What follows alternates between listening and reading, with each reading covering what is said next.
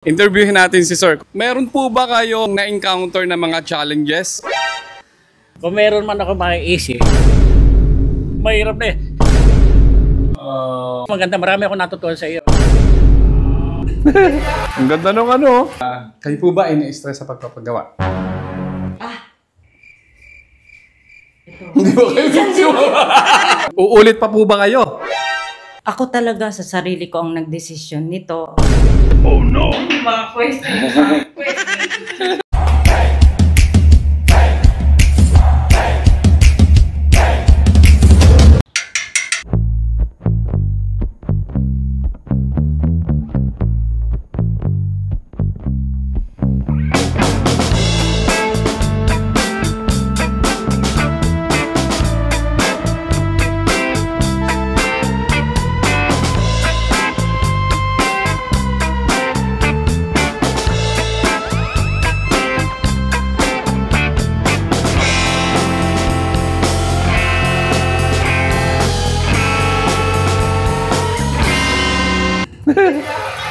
Ang ganda nung ano.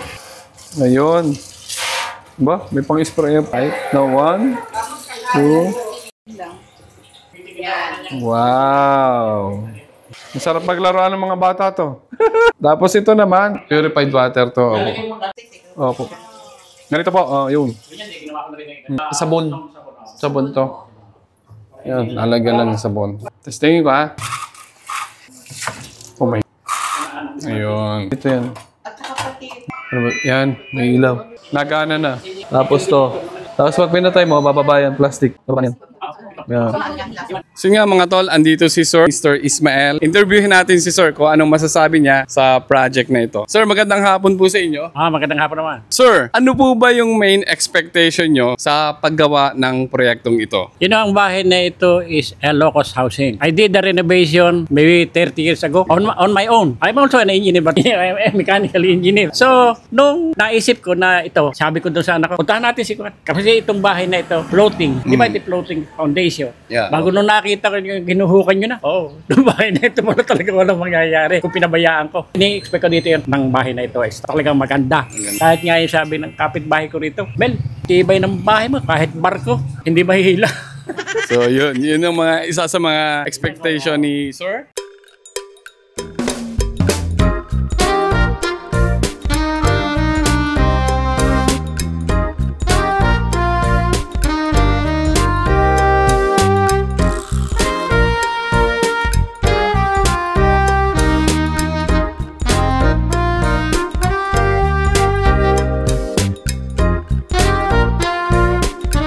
So yun nga mga tol, andito tayo ngayon sa Parañaque. Andito si Ma'am Evangeline. Siya yung ating client at siya yung nagpagawa. Ngayon tatanungin natin, Ma'am, ano po ba yung dahilan at nagpagawa po kayo ng 5 units apartment? Ang dahilan po, pagpapagawa ko ng 5 units apartment para sa darating na kinabukasan ko, sa mga kapatid ko, pamangking ko, na magkaroon sila ng sarili nilang trabaho. Ang ganda. Para kay Ma'am Evangeline, yung inspirasyon niya ay para sa kanyang pamilya. Nga mga tol, ang next question natin kay Sir Ismael, meron po ba kayong na-encounter na mga challenges sa paggawa ng bahay na ito? Practically, wala naman akong kasinong challenges kasi nakita ko na yung mga gawa mo. Sinasabi rin ng mga kaibigan ko, arkitekto sa Cavite na, bakit Mel, hindi mo binibisita yung bahay mo kumisan? Kumisan, ilang linggo ka andito. Sabi ko, ako naman may tiwala sa kanila. Besides nga, nasusurprise nga ako sa ginagawa nilang materials na mga bago pa sa paningin ko. At saka ako ang paggawa ng isang project is complementary. Natutuhan ko sa NPC. Na pagka ikaw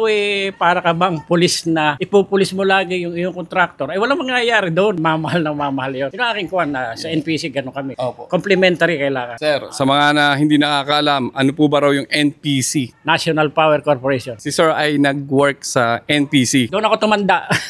Matagal na nag-work si Sir doon. Yan. Doon ako tumanda. Ano po ba yung gusto niyong ma-achieve sa pagpapatayo ng 5 units apartment? Mayroon pa akong gustong isang ma-achieve yung aking natutunan na sa paggawa ng tinapay. Nakapag-aral ako sa Japan na pag-bake ng tinapay na sa ngayon tinuturo ko sa kapatid ko at hipag ko. Nang sa ganoon, magkaroon sila ng sariling trabaho nila. Nakapag-aral si Ma'am ng baking soda.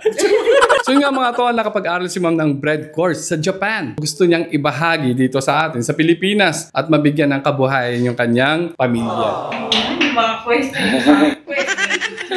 So yun na nga mga tol, at isa pa sa mga katanungan natin kay Sir, looking back, if ever na meron kayong babaguhin sa project na ito, meron pa po ba kayong ibang nasa sa isip or iba pa kayong idea na mas magiging komportable kayo sa inyong pagpapagawa nitong bahay na ito? Siguro, kung meron man ako maiisip, Opo.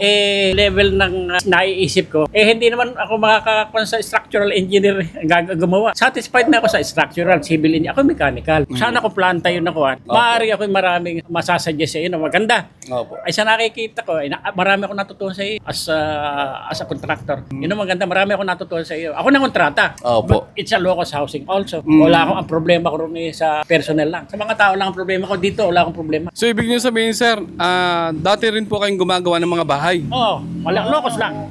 Low-cost lang. Contractor din si sir ng mga Low-cost housing ng araw. Sir, ano pong year ito nangyari? 84. Ayan, 1984, contractor si sir ng mga housing. Yan.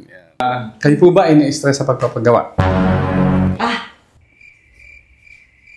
Hindi ba kayo nagpapagawa tayo ng bahay at hindi natin masasabi na hindi tayo dadaan sa anumang stress. Ngayon, tatanungin natin si ma'am. Ma'am, na-stress po ba kayo sa pagpapagawa nitong bahay? Hindi ko masasabi kung stress siya, kaya lang first time ko pong Madumi. magpagawa. Opo. Kaya pag uwi ko naman dito, chinecheck ko, nakakausap ko si engineer. Nasasabi ko naman request po na pagbibigyan niyo naman ako. Para sa akin is malaking bagay. Sa pagpapagawa po ng bahay, ay, nandyan po yan yung stress. Marami kang iisipin sa gastos. Pero ang pinakamatinding stress po, yung pag-a-apply po. Kinakailangan ko na ng mga occupancy permit na inabot po ng kulang-kulang 4 na buwan. Kumpleto naman sa papel po, pinatagal ho ng napakatagal. So yun nga mga tol, ang binabanggit dito ni ma'am ay yung tungkol sa application of occupancy permit. Pero yung mga application of building permit, medyo madaling gawin at nakakaraos tayo sa mga ganyang bagay. Pero yung occupancy permit, doon na napakahirap. At sabi nga ni ma'am, na-stress po kayo. Na-stress po. So, sir, bilang kayo po ay mas nauna sa amin at kayo po ay nangongontrata din ng mga projects dati, ano po ba yung mga advice na pwede nyong ituro sa mga nanonood dito sa atin sa pagpapatayo ng mga bahay? Nung araw wala mas mamahusay na magpapatayo ng bahay ngayon Kasi naman noon ang information very limited. Yung lang natutunan na mo, very limited. Marami ka dyan na mali na itinatama na lang. Ganon. Sa ngayon, nakikita mo sa kanila, sila tingnan mo yung gagawa ng bahay mo, nakita mo na experience, nakita mo sa internet, nakita mo na mahusay ang trabaho niya. Maganda ng credential yon. Kaya sinabi nga ng anak ko noong kami, meron din kami hinahire na architect. Kaso mo, 3 buwan na wala nangyayari. Sabi ko, Francis, tawagan mo si Engineer Kuan, puntahan natin. Ora mismo yun ang pinuntahan namin kayo doon sa Uyo. Sa Uyo, ayan. Tinignan. Akala nyo siguro, basta lahat tayo nag-usap doon di ba? Opo. Akala nyo lang, wala naman. Pero sabi ko, decided na ako doon. Otherwise, kung hindi na tayo makakakusel kanila na kontrata, hahanap tayo ng iba pa. Marami ka ako sa Cavite, ba't masyado malayo? Mahal ang aabot. Siyempre, kung medyo malayo yung makukuha mong contractor doon sa isang area, medyo tataas yung mobilization cost nun. Kahit murang costing doon, pagdating siyempre sa Manila is iba-ibang. So, iba't ibang area, iba't ibang cost, construction cost. Iba-ibang problema. Mahirap na Kumisa naman, kumisa, problema mo, yung peace and order sa lugar. Maraming loko, gano'n. Yun ang mahirap. Tapos may mga kapitbahay na pag minsan ingayan. At katulad nito, nung ginagawa to, naliligo sa alikabok. Kasi anay finish to mga tol nung araw. So, tinanggal natin, ginrind natin using wheel cup. Inalis na natin yung lumang pintura. Nakita ko nga nung ginagawa ito, grabe pala ang alikabok. Yun nga, maraming alikabok at kahit yung iba nating kapitbahay ay nagre-reklamo. Pasensya na po kayo sa mga ganon. Minsan lang naman yung construction, hindi naman kumbaga... Alam mo, hindi naman masyado silang nagreklamo. Hindi naman pare-reklamo sa kanila Hindi ako nagreklamo. So isa pang tanong para kay Ma'am Evangeline. Ma'am, nung kayo po ba ay bago mag-isip na magpapagawa kayo ng bahay, kayo po ba talaga yung nagdesisyon nito? Or meron po kayong kapartner na nag-isip para makapagpatayo ng paupahan? Ako talaga sa sarili ko ang nagdesisyon nito. matagal ko ng pangarap. 20 years ago, nag-ipon ng konti at nang medyo nakaipon, napagdesisyonan ko hanggang sa nakita ko nga ho ang YouTube channel niyo, Engineer. Doon ho ako mga 2 taon na tinitingnan ko. Kaya napagdesisyonan ko sa itong taong to, yung hinahanap ko, na alam kong hindi ako maluloko, is natagpuan ko. Kaya naglakas loob ho ako kahit hindi ko kayo kilala, na wala, first time ho talaga na alam ko matutulungan niyo ako sa mga problema ko. Salamat po, ma'am. Salamat po, ma'am, sa pagtitiwala. Marami pong salamat. So nga mga tol, napakaganda ng sinabi ni ma'am. At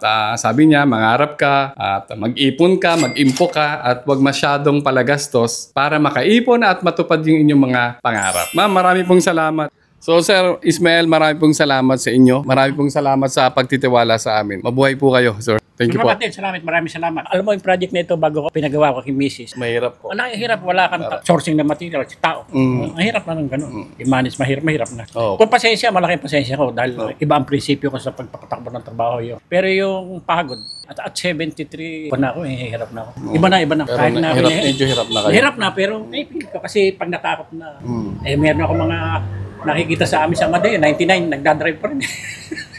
Wow. Oh, within the vicinity lang siguro yun. Ganun lang, wala naman. Marami akong hindi alam na sinusurpresa mga ako sa material sa ginagamit mo. Salamat po. Okay, marami rin salamat. Ay, Okay. salamat, sir. Thank you po. Okay.